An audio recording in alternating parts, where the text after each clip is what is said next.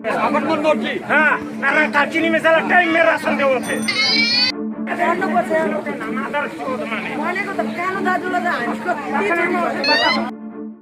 প্রতিটি পরিবার 21 কেজি চাল 14 কেজি আটা মিলিয়ে মোট 35 কেজির রেশন পাওয়ার নিয়ম, কিন্তু 2 কেজি করে কম দিচ্ছেন রেশন ডিলার। এই অভিযোগে শনিবার রেশন দোকানের সামনে এসে বিক্ষোভে সামিল হলেন রায়মাটাং চা বাগানের শ্রমিকরা। পরিস্থিতি নিয়ন্ত্রণে আনতে ঘটনাস্থলে পৌঁছয় পুলিশ। से हो रहा है उतना दिन का राशन कौन देगा? अभी 1.5 किलो करके घोटाला हुआ वो राशन आज भी कम को अभी चाहिए आज भी कम दीजिए। हम आया था उस समय हम बोला कानों को, एक आदमी बोला क्या उतना आदमी हम लोग को राशन कौन देगा? उसका जिम्मेदारी हम लोग लिया है। वही 19 केजी दे रहा है, कभी 17 केजी चीनी देता है, पानी लगा के देता है चीनी।